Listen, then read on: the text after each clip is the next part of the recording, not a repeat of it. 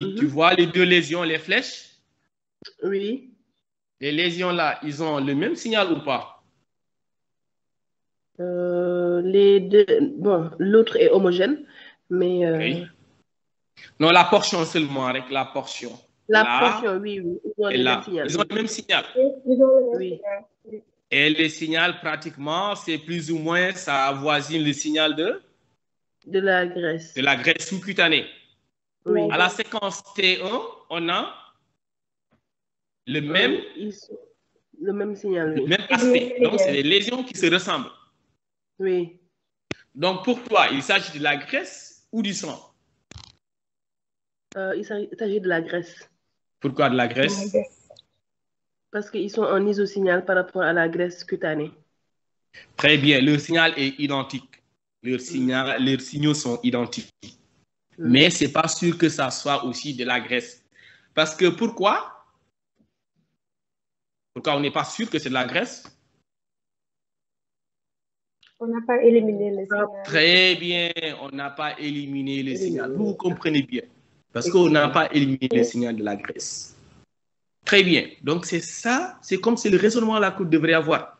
Et là, ça vous permet de dire, ah, attention, une lésion au niveau pelvien qui a des composantes tissulaires et composantes graisseuses, chez une jeune femme, attention. Et que quand on a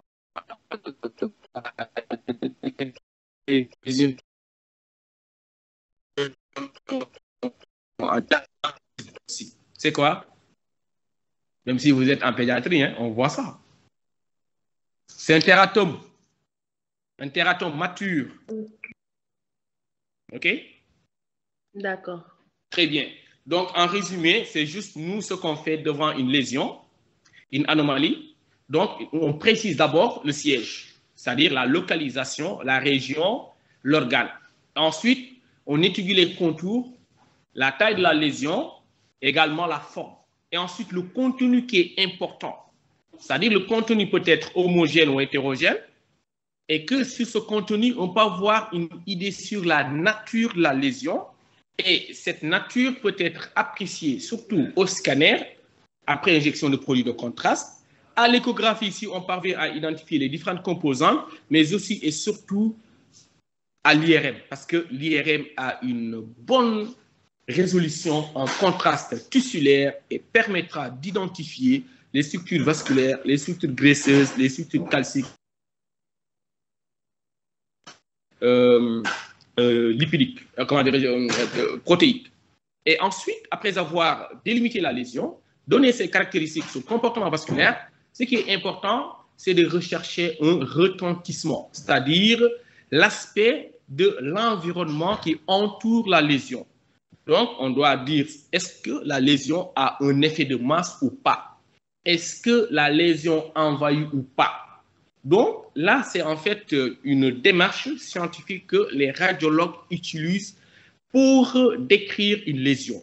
Éventuellement, s'il s'agit d'une masse qui est là, on peut rechercher soit une masse au niveau ovarien, on peut rechercher une tour de Spire pour poser les diagnostics d'une torsion, ou des fois au sein de la matrice tumorale, on peut rechercher une rupture qui est intratumorale et ou une hémorragie intratumorale.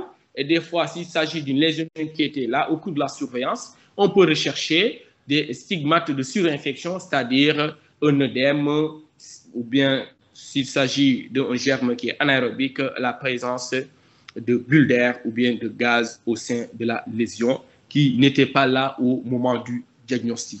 Donc, en résumé, nous devant une lésion, c'est comme ça qu'on décrit le siège, la forme des contours, les rapports, et éventuellement s'il existe ou pas, des complications. Maintenant, dans le cas d'une lésion qui est maligne, donc on va rechercher quoi? Un bilan d'extension locorégionale et à distance.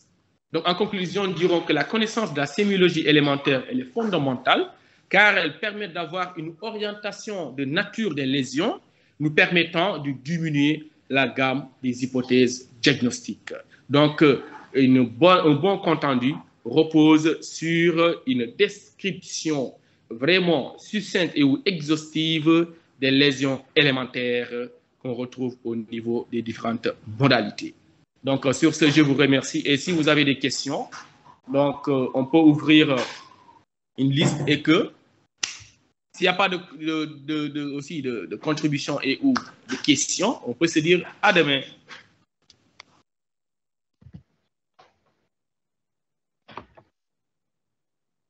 Pas de questions, Yacine? S'il y a un participant qui lève la main, attendez, je vois. Oui, c'est qui? Liliane, c'est docteur Liliane. Liliane, vous avez la parole. Oui, Liliane. Oui, en fait, je voudrais qu'on revienne, s'il vous plaît, sur le signal en IRM, en T1, T2 et en T1FS. Je n'ai pas bien compris quand est-ce qu'on sait que le sang est frais ou alors c'est un sang qui a traîné depuis longtemps. Oh, d'accord.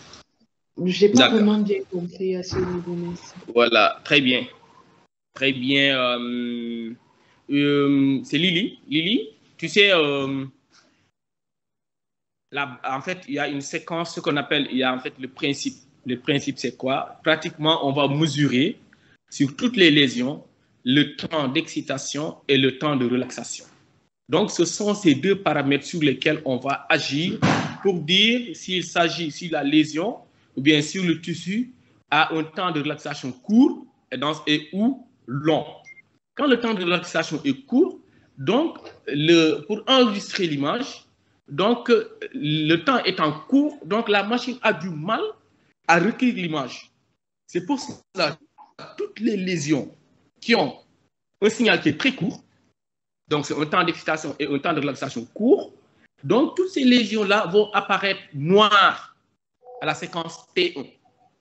De la même manière, par opposition, une lésion qui est riche en atomes d'hydrogène, donc quand on va exciter cette lésion, à la séquence T2, le temps d'excitation est long parce qu'il y a tellement de molécules à l'intérieur. Donc, pour exciter toutes les molécules, pour qu'il y ait d'abord un bascule vers une seule direction, ça met du temps. Ensuite, si pour recueillir encore, attendre la relaxation, la machine va attendre pendant longtemps pour recueillir l'information et l'information ne vient pas. Il dit que, attention, non, ça, c'est un temps qui est long, donc je n'ai rien à faire, donc je lui donne une cotation blanche. Donc, toutes les structures, surtout riches en liquide, ils ont un temps d'excitation court et un temps de relaxation qui est très long. Donc, c'est pour cela qu'ils sont en séquence T1 noir et en séquence T2 blanc. Maintenant, pour le sang, pas de problème. Mais lorsque le sang, il y a une extravasation du sang dans les tissus, c'est-à-dire le sang sort des structures vasculaires. Donc là, le problème, c'est que là, ce n'est pas la structure liquidienne, mais c'est en fait, c'est le comportement des constituants du sang. C'est ce qu'on appelle la désoxyhémoglobine. L'hémoglobine va subir des dégradations en oxyhémoglobine, en désoxyhémoglobine, en méthémoglobine et en hémosidérine. Donc, les premières phases, à la phase aiguë, donc on a un signal qui est blanc à la séquence T2 et T1, quand c'est hyper aigu. Maintenant, au fur et à mesure, quand le patient saigne et que l'IRM est réalisé, donc 2 jours ou 3 jours, donc on va y avoir une diminution du signal. Normalement, l'oxyhémoglobine a un temps d'excitation court et un temps de relaxation court. Donc, c'est pour cela que ces lésions vont apparaître en hypersignal. OK? Donc, c'est pour cela que le sang en hypersignal, quand le sang et le saignement est frais, on a un hypersignal T1 et un hypersignal T2. Maintenant, pour les séquences de suppression, normalement, en temps normal de paix, on n'a pas un aspect pareil. Donc, en cas de saignement, on a un aspect qui est proche de celui de la graisse. La graisse, parce que la graisse a un hypersignal T1 et un hypersignal T2. Donc, on ne sait pas si c'est du sang ou c'est de la graisse. Donc, les constructeurs vont dire, attention, il faut qu'on puisse faire la différence entre un saignement qui est récent et une lésion qui a des composantes ou bien des contingents graisseuses. Donc, ils vont dire, attends, cette lésion est un peu atypique. Donc, éliminons le signal